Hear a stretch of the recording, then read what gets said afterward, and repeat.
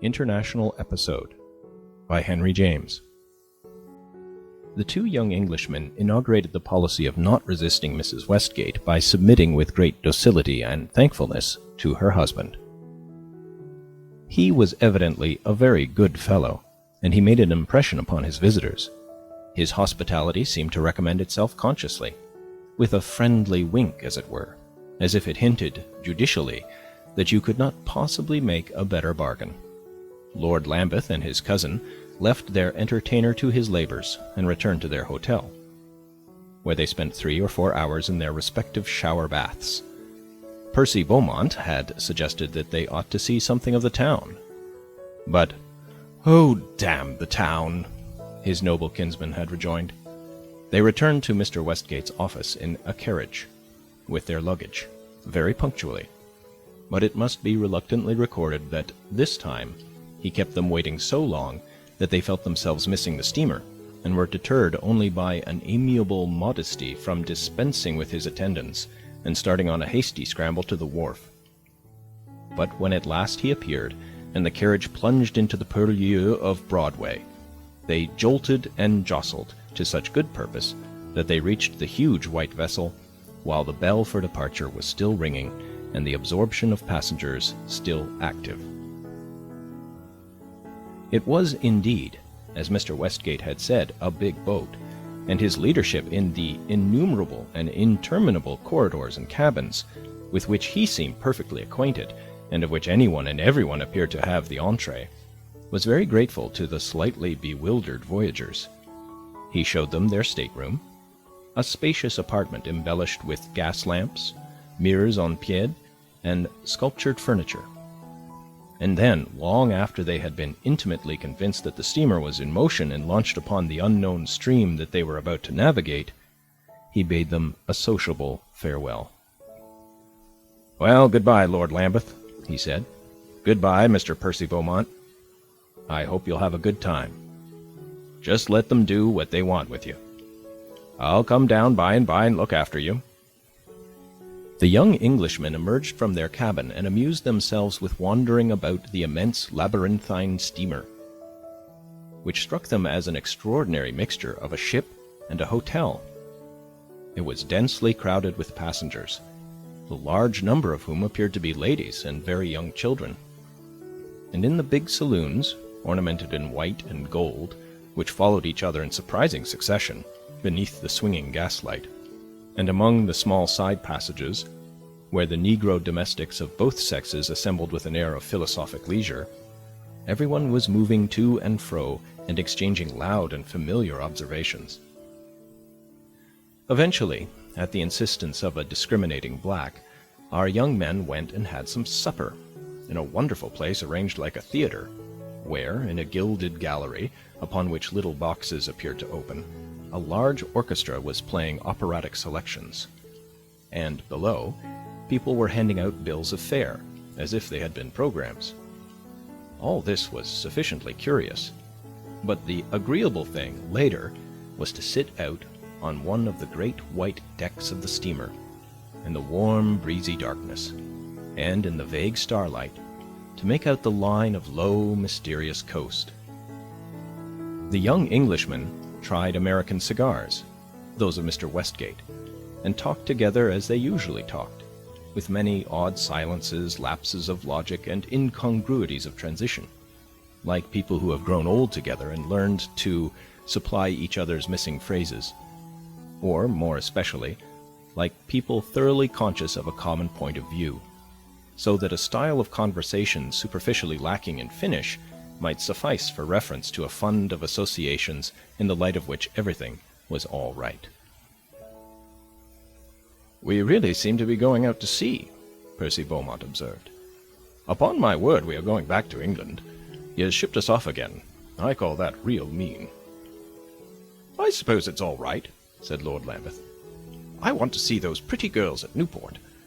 You know, he told us that the place was an island, and aren't all islands in the sea?" "Well," resumed the elder traveller after a while, "if his house is as good as his cigars, we shall do very well." "He seems a very good fellow," said Lord Lambeth. as if this idea had just occurred to him. "I say, we had better remain at the inn," rejoined his companion presently. "I don't think I like the way he spoke of his house. I don't like stopping in the house with such a tremendous lot of women." "Oh, I don't mind," said Lord Lambeth, and then they smoked a while in silence. "Fancy his thinking we do no work in England," the young man resumed. "I dare say he didn't really think so," said Percy Beaumont. "Well, I guess they don't know much about England over here," declared Lord Lambeth humorously, and then there was another long pause. "He was devilishly civil," observed the young nobleman. "Nothing, certainly, could have been more civil," rejoined his companion. "Littledale said his wife was great fun," said Lord Lambeth. "Whose wife? Littledale's?" "This American's, Mrs. Westgate. What was his name? J.L." Beaumont was silent a moment. "What was fun to Littledale," he said at last, rather sententiously, "may be death to us." "What do you mean by that?" asked his kinsman. "I am as good a man as Littledale?" "My dear boy, I hope you won't begin to flirt," said Percy Beaumont. "I don't care. I dare say I shan't begin." "With a married woman, if she's bent upon it, it's all very well," Beaumont expounded.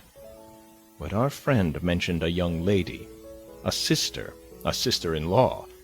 For God's sake, don't get entangled with her." "How do you mean, entangled?" "Depend upon it, she will try to hook you." "Oh, bother," said Lord Lambeth. "American girls are very clever," urged his companion. "So much the better," the young man declared. "I fancy they are always up to some game of that sort," Beaumont continued. "They can't be worse than they are in England," said Lord Lambeth judicially. "Ah, but in England," replied Beaumont, "you have got your natural protectors. You have got your mothers and sisters." "My mothers and sisters," began the young nobleman with a certain energy, but he stopped in time, puffing at his cigar. "Your mother spoke to me about it with tears in her eyes," said Percy Beaumont. "She said she felt very nervous. I promised to keep you out of mischief." "You had better take care of yourself," said the object of maternal and ducal solicitude. "Ah," rejoined the young barrister, "I haven't the expectation of 100,000 a year, not to mention other attractions." "Well," said Lord Lambeth, "don't cry out before you're hurt." It was certainly very much cooler at Newport, where our travelers found themselves assigned to a couple of diminutive bedrooms in a faraway angle of an immense hotel. They had gone ashore in the early summer twilight, and had very promptly put themselves to bed, thanks to which circumstance, and to their having, during the previous hours in their commodious cabin, slept the sleep of youth and health, they began to feel, toward 11 o'clock, very alert and inquisitive.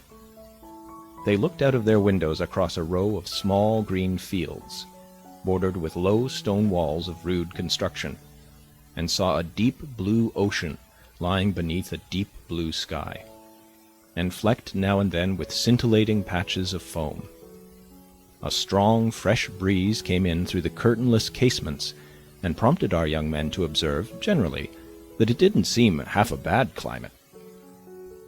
They made other observations after they had emerged from their rooms in pursuit of breakfast, a meal of which they partook in a huge bare hall, where 100 negroes in white jackets were shuffling about upon an uncarpeted floor, where the flies were superabundant, and the tables and dishes covered over with a strange voluminous integument of coarse blue gauze, and where several little boys and girls, who had risen late, were seated in fastidious solitude at the morning repast. These young persons had not the morning paper before them, but they were engaged in languid perusal of the bill of fare. This latter document was a great puzzle to our friends, who, on reflecting that its bewildering categories had relation to breakfast alone, had an uneasy prevision of an encyclopedic dinner list. They found a great deal of entertainment at the hotel, an enormous wooden structure, for the erection of which it seemed to them that the virgin forests of the West must have been terribly deflowered.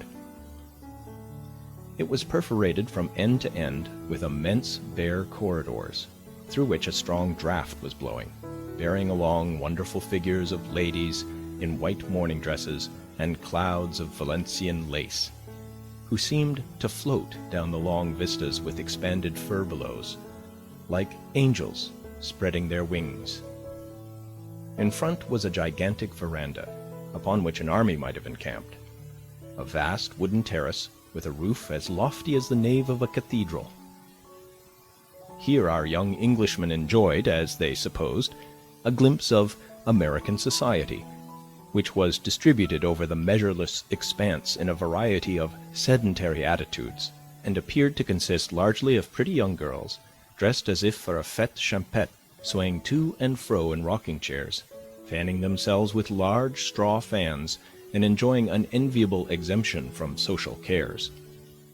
Lord Lambeth had a theory, which it might be interesting to trace to its origin, that it would be not only agreeable, but easily possible, to enter into relations with one of these young ladies, and his companion, as he had done a couple of days before, found occasion to check the young nobleman's colloquial impulses.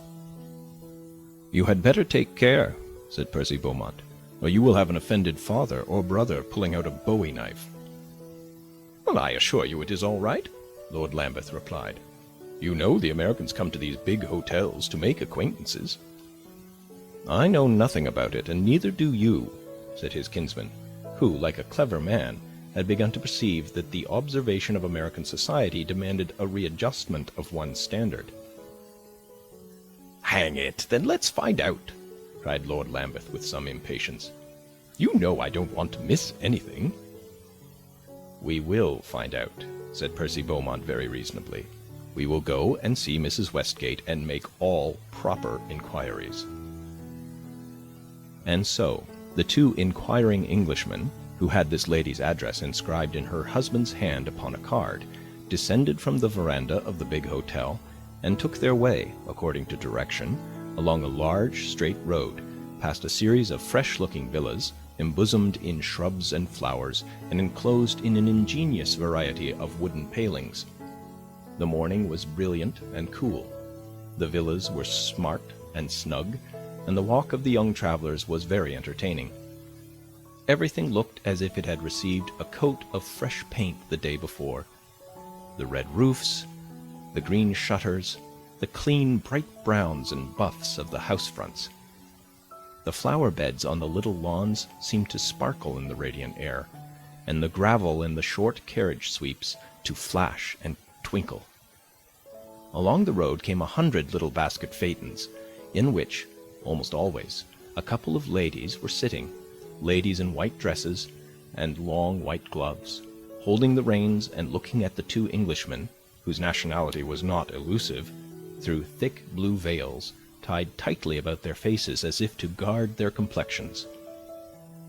At last the young men came within sight of the sea again, and then, having interrogated a gardener over the paling of a villa, they turned into an open gate. Here they found themselves face to face with the ocean and with a very picturesque structure, resembling a magnified chalet, which was perched upon a green embankment just above it. The house had a veranda of extraordinary width all around it, and a great many doors and windows standing open to the veranda. These various apertures had, in common, such an accessible, hospitable air, such a breezy flutter within of light curtains, such expansive thresholds and reassuring interiors, that our friends hardly knew which was the regular entrance, and, after hesitating a moment, presented themselves at one of the windows. The room within was dark, but in a moment a graceful figure vaguely shaped itself in the rich-looking gloom, and a lady came to meet them. Then they saw that she had been seated at a table writing, and that she had heard them and had got up. She stepped out into the light. She wore a frank, charming smile, with which she held out her hand to Percy Beaumont. "Oh, you must be Lord Lambeth and Mr. Beaumont," she said. I have heard from my husband that you would come. I am extremely glad to see you." And she shook hands with each of her visitors. Her visitors were a little shy, but they had very good manners. They responded with smiles and exclamations, and they apologized for not knowing the front door. The lady rejoined with vivacity that when she wanted to see people very much, she did not insist upon those distinctions, and that Mr. Westgate had written to her of his English friends in terms that made her really anxious. "He said you were terribly prostrated," said Mrs. Westgate. "Oh, you mean by the heat?" replied Percy Beaumont. "We were rather knocked up, but we feel wonderfully better. We had such a jolly, voyage down here. It's so very good of you to mind." "Yes, it's so very kind of you," murmured Lord Lambeth. Mrs. Westgate stood smiling. She was extremely pretty. "Well, I did mind," she said, "and I thought of sending for you this morning to the Ocean House. I am very glad you are better, and I am charmed you have arrived. You must come round to the other side of the piazza." And she led the way, with a light, smooth step, looking back at the young men and smiling. The other side of the piazza was, as Lord Lambeth presently remarked, a very jolly place. It was of the most liberal proportions, and with its awnings, its fanciful chairs, its cushions and rugs, its view of the ocean close at hand, tumbling along the base of the low cliffs whose level tops intervened in lawn-like smoothness, it formed a charming complement to the drawing-room. As such, it was in course of use at the present moment. It was occupied by a social circle. There were several ladies and 2 or 3 gentlemen, to whom Mrs. Westgate proceeded to introduce the distinguished strangers. She mentioned a great many names very freely and distinctly. The young Englishmen, shuffling about and bowing, were rather bewildered. But at last they were provided with chairs, low wicker chairs, gilded and tied with a great many ribbons. And one of the ladies, a very young person with a little snub nose and several dimples, offered Percy Beaumont a fan. The fan was also adorned with pink love-knots. But Percy Beaumont declined it, although he was very hot. Presently, however, it became cooler. The breeze from the sea was delicious, the view was charming, and the people sitting there looked exceedingly fresh and comfortable. Several of the ladies seemed to be young girls, and the gentlemen were slim, fair youths, such as our friends had seen the day before in New York. The ladies were working upon bands of tapestry, and one of the young men had an open book in his lap. Beaumont afterward learned from one of the ladies that this young man had been reading aloud, that he was from Boston, and was very fond of reading aloud. Beaumont said it was a great pity that they had interrupted him. He should like so much, from all he had heard, to hear a Bostonian read. Couldn't the young man be induced to go on? "Oh, no," said his informant very freely. "He won't be able to get the young ladies to attend to him now." There was something very friendly, Beaumont perceived, in the attitude of the company. They looked at the young Englishman with an air of animated sympathy and interest. They smiled brightly and unanimously at everything either of their visitors said. Lord Lambeth and his companion felt that they were being made very welcome. Mrs. Westgate seated herself between them, and, talking a great deal to each, they had occasion to observe that she was as pretty as their friend Littledale had promised. She was 30 years old, with the eyes and smile of a girl of 17, and she was extremely light and graceful, elegant, exquisite. Mrs. Westgate was extremely spontaneous.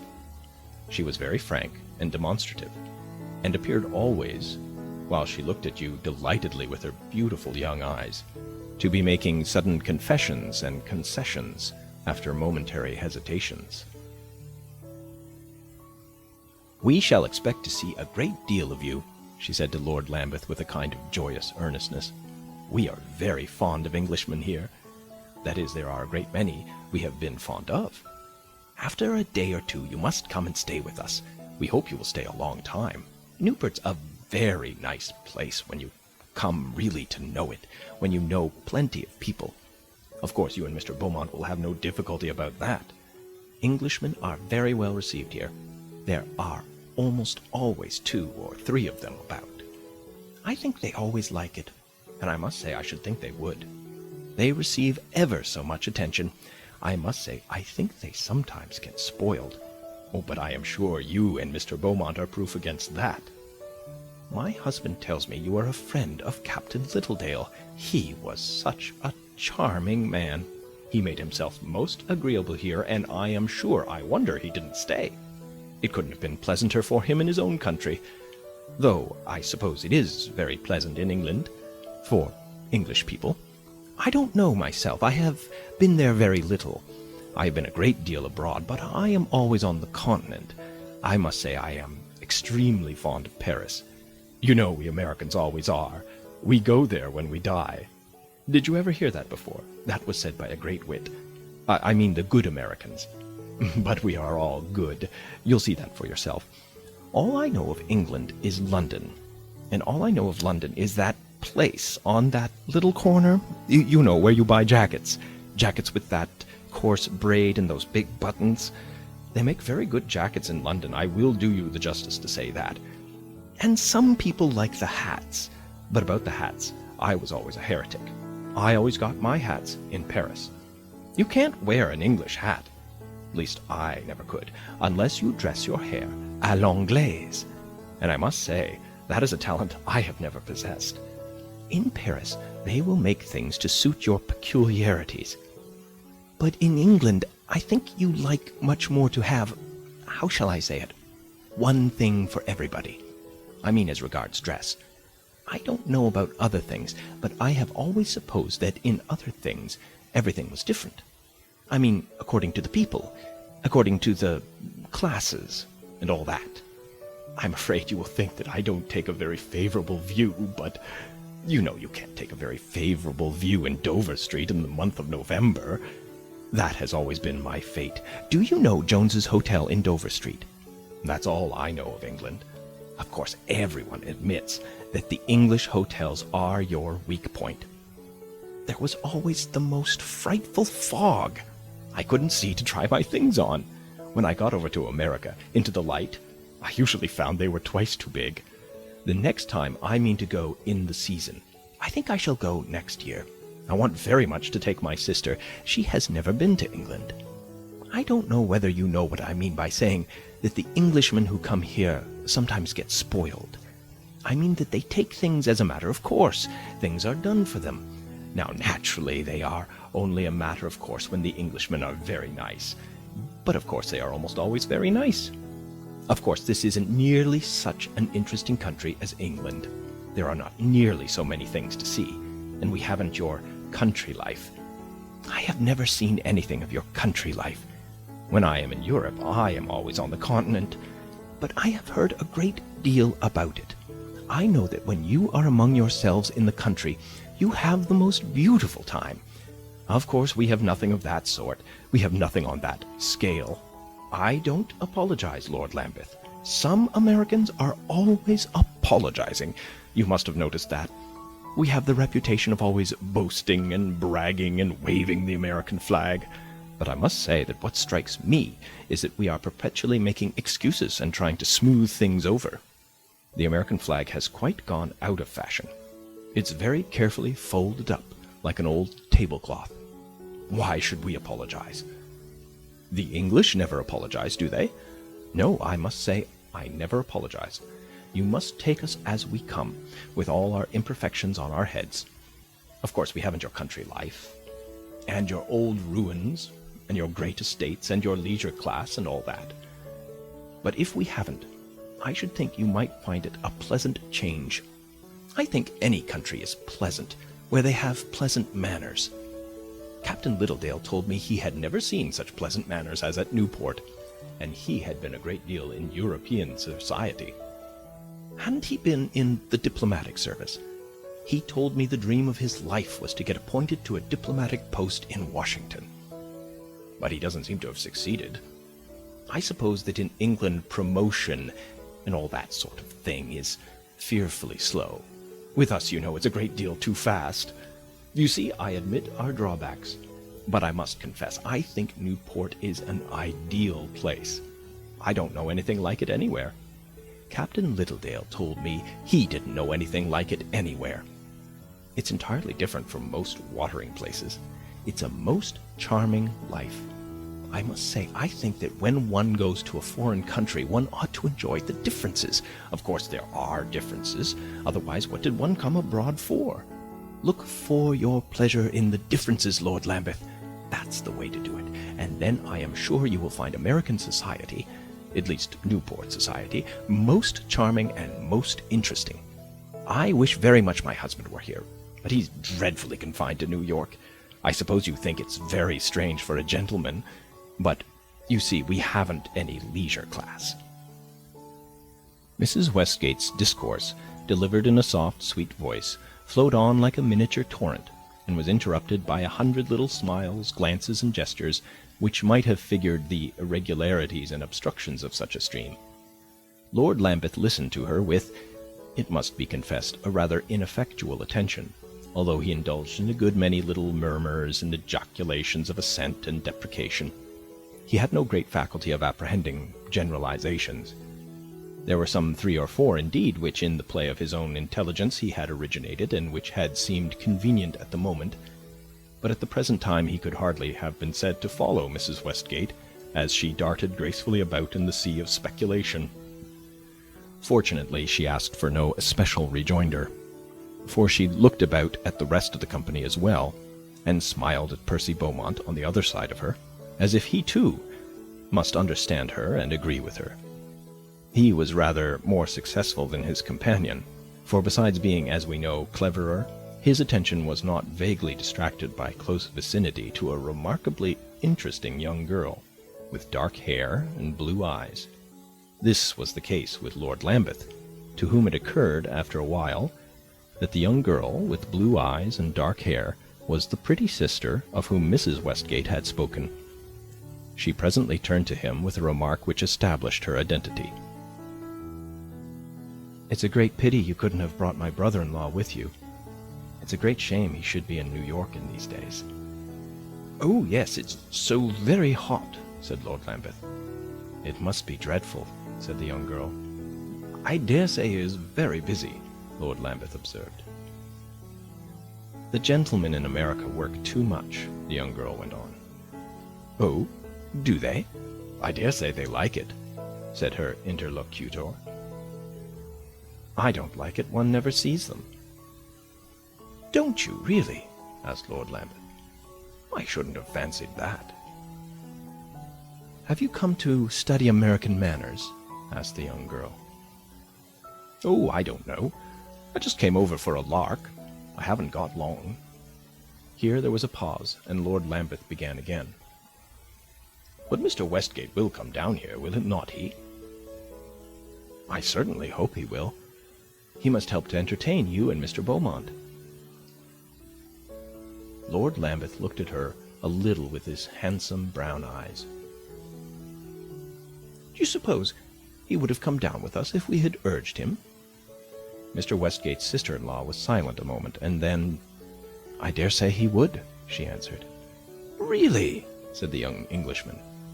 "He was immensely civil to Beaumont and me," he added. "He is a dear good fellow," the young lady rejoined, "and he is a perfect husband. But all Americans are that," she continued, smiling. "Really?" Lord Lambeth exclaimed again, and wondered whether all American ladies had such a passion for generalizing as these two. He sat there a good while. There was a great deal of talk. It was all very friendly and lively and jolly. Everyone present, sooner or later, said something to him, and seemed to make a particular point of addressing him by name. 2 or 3 other persons came in, and there was a shifting of seats and changing of places. The gentlemen all entered into intimate conversation with the 2 Englishmen, made them urgent offers of hospitality, and hoped they might frequently be of service to them. They were afraid Lord Lambeth and Mr. Beaumont were not very comfortable at their hotel, that it was not, as one of them said, so private as those dear little English inns of yours. This last gentleman went on to say that, unfortunately as yet, perhaps, privacy was not quite so easily obtained in America as might be desired. Still, he continued, you could generally get it by paying for it. In fact, You could get everything in America nowadays by paying for it. American life was certainly growing a great deal more private. It was growing very much like England. Everything at Newport, for instance, was thoroughly private. Lord Lambeth would probably be struck with that. It was also represented to the strangers that it mattered very little whether their hotel was agreeable, as everyone would want them to make visits. They would stay with other people, and in any case, they would be a great deal at Mrs. Westgate's. They would find that very charming. It was the pleasantest house in Newport. It was a pity Mr. Westgate was always away. He was a man of the highest ability, very acute, very acute. He worked like a horse, and he left his wife, well, to do about as she liked. He liked her to enjoy herself, and she seemed to know how. She was extremely brilliant and a splendid talker. Some people preferred her sister, but Miss Alden was very different. She was in a different style altogether. Some people even thought her prettier, and certainly she was not so sharp. She was more in the Boston style. She had lived a great deal in Boston, and she was very highly educated. Boston girls, it was propounded, were more like English young ladies.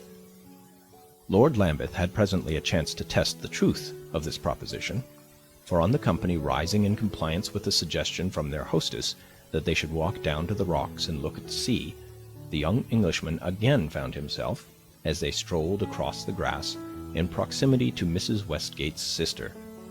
Though she was but a girl of 20, she appeared to feel the obligation to exert an active hospitality, and this was perhaps the more to be noticed as she seemed by nature a reserved and retiring person, and had little of her sister's fraternizing quality. She was perhaps rather too thin, and she was a little pale, but as she moved slowly over the grass, with her arms hanging at her sides, looking gravely for a moment at the sea, and then brightly, for all her gravity, at him, Lord Lambeth thought her at least as pretty as Mrs. Westgate, and reflected that if this was the Boston style was very charming. He thought she looked very clever. He could imagine that she was highly educated, but at the same time she seemed gentle and graceful. For all her cleverness, however, he felt that she had to think a little what to say. She didn't say the first thing that came into her head. He had come from a different part of the world and from a different society, and she was trying to adapt her conversation. The others were scattering themselves near the rocks. Mrs. Westgate had charge of Percy Beaumont. "Very jolly place, isn't it?" said Lord Lambeth. "It's a very jolly place to sit." "Very charming," said the young girl. "I often sit here. There are all kinds of cozy corners, as if they had been made on purpose." "Ah, I suppose you have had some of them made," said the young man. Miss Alden looked at him a moment. "Oh, no, we have had nothing made. It's pure nature." "I should think you would have a few little benches, rustic seats, and that sort of thing. Might be so jolly to sit there, you know," Lord Lambeth went on. "I am afraid we haven't so many of those things as you," said the young girl thoughtfully.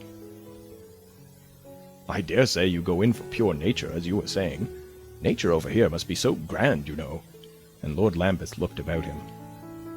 The little coastline hereabouts was very pretty, but it was not at all grand, and Miss Alden appeared to rise to a perception of this fact. "I'm afraid it seems to you very rough," she said. "It's not like the coast scenery in Kingsley's novels." "Ah, the novels always overdo it, you know," Lord Lambeth rejoined. "You must not go by the novels." They were wandering about a little on the rocks, and they stopped and looked down into a narrow chasm, where the rising tide made a curious bellowing sound. It was loud enough to prevent their hearing each other, and they stood there for some moments in silence. The young girl looked at her companion, observing him attentively, but covertly, as women, even when very young, know how to do. Lord Lambeth repaid observation. Tall, straight, and strong. He was handsome as certain young Englishmen, and certain young Englishmen almost alone are handsome, with a perfect finish of feature and a look of intellectual repose and gentle good temper which seemed somehow to be consequent upon his well-cut nose and chin. And to speak of Lord Lambeth's expression of intellectual repose is not simply a civil way of saying that he looked stupid. He was evidently not a young man of an irritable imagination. He was not, as he would himself have said, tremendously clever. But though there was a kind of appealing dullness in his eyes, he looked thoroughly reasonable and competent, and his appearance proclaimed that to be a nobleman, an athlete, and an excellent fellow was a sufficiently brilliant combination of qualities. The young girl beside him, it may be attested without further delay, thought him the handsomest young man she had ever seen, and Bessie Alden's imagination, unlike that of her companion, was irritable. He, however, was also making up his mind that she was uncommonly pretty. "I dare say it's very gay here, that you have lots of balls and parties," he said, for if he was not tremendously clever, he rather prided himself on having, with women, a sufficiency of conversation. "Oh, yes, there is a great deal going on," Bessie Alden replied. "There are not so many balls, but there are a good many other things. You will see for yourself. We live rather in the midst of it." "It's very kind of you to say that, but I thought you Americans were always dancing." "I suppose we dance a good deal, but I've never seen much of it. We don't do it much, at any rate, in summer, and I am sure," said Bessie Alden, "that we don't have so many balls as you have in England." "Really?" exclaimed Lord Lambeth. "Ah, in England it all depends, you know." "You will not think much of our gaieties," said the young girl, looking at him with a little mixture of interrogation and decision which was peculiar to her. The interrogation seemed earnest, and the decision seemed arch, but the mixture, at any rate, was charming. "Those things with us are much less splendid than in England." "Oh, I fancy you don't mean that," said Lord Lambeth, laughing. "I assure you I mean everything I say," the young girl declared. "Certainly, from what I have read about English society, it is very different." "Ah, well, you know," said her companion, "those things are often described by fellows who know nothing about them. You mustn't mind what you read." "Oh, I shall mind what I read," Bessie Alden rejoined. "When I read Thackeray and George Eliot, how can I help minding them?" "Ah, well, Thackeray and George Eliot," said the young nobleman. "I haven't read much of them." "Don't you suppose they know about society?" asked Bessie Alden. "Oh, I dare say they know. They were so very clever. But these fashionable novels," said Lord Lambeth, "they are awful rot, you know." His companion looked at him a moment with her dark blue eyes, and then she looked down in the chasm where the water was tumbling about. "Do you mean Mrs. Gore, for instance?" she said presently, raising her eyes. "I'm afraid I haven't read that either," was the young man's rejoinder, laughing a little and blushing. "I am afraid you'll think I'm not very intellectual." "Reading Mrs. Gore is no proof of intellect, but I like reading everything about English life, even poor books. I'm so curious about it." "Aren't ladies always curious?" asked the young man jestingly. But Bessie Alden appeared to desire to answer his question seriously. "I don't think so. I don't think we are enough so, that we care about many things. So it's all the more of a compliment," she added, "that I should want to know so much about England." The logic here seemed a little close, but Lord Lambeth, made conscious of a compliment, found his natural modesty just at hand. "I'm sure you know a great deal more than I do." "I really think I know a great deal, for a person who's never been there." "Have you really never been there?" cried Lord Lambeth. "Fancy!" "Never, except in imagination," said the young girl. "Fancy!" repeated her companion. "But I dare say you'll go soon, won't you?" "It's the dream of my life," declared Bessie Alden, smiling. "But your sister seems to know a tremendous lot about London," Lord Lambeth went on. The young girl was silent a moment. "My sister and I are two very different persons," she presently said. "She has been a great deal in Europe. She has been in England several times. She has known a great many English people." But you must have known some too, said Lord Lambeth. I don't think that I have ever spoken to one before. You are the first Englishman that, to my knowledge, I have ever talked with. Bessie Alden made this statement with a certain gravity, almost, as it seemed to Lord Lambeth, an impressiveness. Attempts at impressiveness always made him feel awkward, and he now began to laugh and swing his stick. "Ah, you would have been sure to know," he said, and then he added, after an instant, "I'm sorry I'm not a better specimen." The young girl looked away, but she smiled, laying aside her impressiveness. "You must remember that you are only a beginning," she said. Then she retraced her steps, leading the way back to the lawn, where they saw Mrs. Westgate coming toward them with Percy Beaumont still at her side. "Perhaps I shall go to England next year," Miss Alden continued. "I want to, immensely. My sister is going to Europe, and she has asked me to go with her. If we go, I shall make her stay as long as possible in London." "Ah, you must come in July," said Lord Lambeth. "That's the time when there is the most going on." "I don't think I can wait till July," the young girl rejoined. "By the 1st of May I shall be very impatient." They had gone further, and Mrs. Westgate and her companion were near them. "Kitty," said Miss Alden, "I have given out that we are going to London next May, so please to conduct yourself accordingly." Percy Beaumont wore a somewhat animated, even a slightly irritated air. He was by no means so handsome a man as his cousin, although in his cousin's absence he might have passed for a striking specimen of the tall, muscular, fair-bearded, clear-eyed Englishman. Just now Beaumont's clear eyes, which were small and of a pale grey color, had a rather troubled light, and after glancing at Bessie Alden while she spoke, he rested them upon his kinsman. Mrs. Westgate, meanwhile, with her superfluously pretty gaze, looked at everyone alike. "You had better wait till the time comes," she said to her sister. "Perhaps next May you won't care so much about London. Mr. Beaumont and I," she went on, smiling at her companion, "have had a tremendous discussion. We don't agree upon anything. It's perfectly delightful." "Oh, I say, Percy!" exclaimed Lord Lambeth.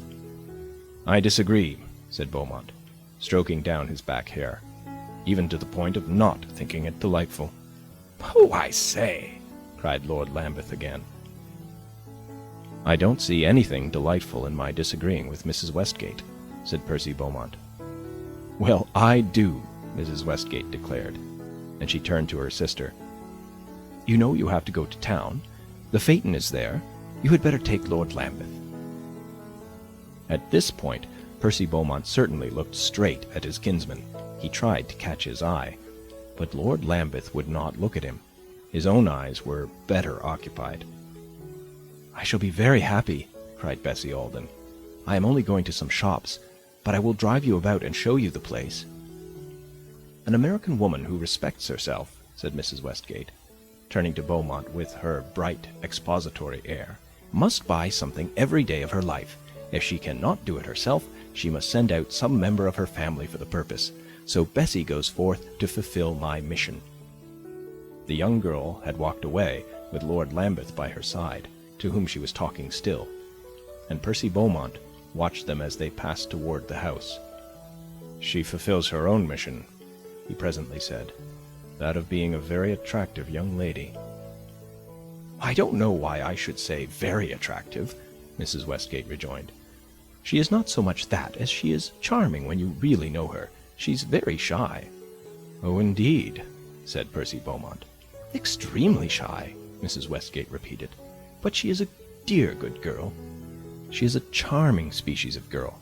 She is not in the least a flirt. That isn't at all her line. She doesn't know the alphabet of that sort of thing. She is very simple, very serious. She has lived a great deal in Boston, with another sister of mine, the eldest of us, who married a Bostonian. She is very cultivated, not at all like me. I am not in the least cultivated. She has studied immensely and read everything. She is what they call in Boston thoughtful." "A rum sort of girl for Lambeth to get a hold of," his lordship's kinsman privately reflected. "I really believe," Mrs. Westgate continued, that the most charming girl in the world is a Boston superstructure upon a New York Fawns, or perhaps a New York superstructure upon a Boston Fawns. At any rate, it's the mixture," said Mrs. Westgate, who continued to give Percy Beaumont a great deal of information. Lord Lambeth got into a little basket phaeton with Bessie Alden, and she drove him down the long avenue, whose extent he had measured on foot a couple of hours before, into the ancient town, as it was called in that part of the world, of Newport. The ancient town was a curious affair, a collection of fresh-looking little wooden houses, painted white, scattered over a hillside and clustered about a long straight street paved with enormous cobblestones. There were plenty of shops, a large proportion of which appeared to be those of fruit vendors, with piles of huge watermelons and pumpkins stacked in front of them. And, drawn up before the shops or bumping about on the cobblestones, were innumerable other basket phaetons, freighted with ladies of high fashion, who greeted each other from vehicle to vehicle and conversed on the edge of the pavement in a manner that struck Lord Lambeth as demonstrative, with a great many "Oh, my dears!" and little quick exclamations and caresses. His companion went into 17 shops. He amused himself with counting them, and accumulated at the bottom of the phaeton a pile of bundles that hardly left the young Englishman a place for his feet. As she had no groom nor footman, he sat in the phaeton to hold the ponies, where, although he was not a particularly acute observer, he saw much to entertain him, especially the ladies just mentioned, who wandered up and down with the appearance of a kind of aimless intentness, as if they were looking for something to buy, and who, tripping in and out of their vehicles, displayed remarkably pretty feet. It all seemed to Lord Lambeth very odd, and bright, and gay.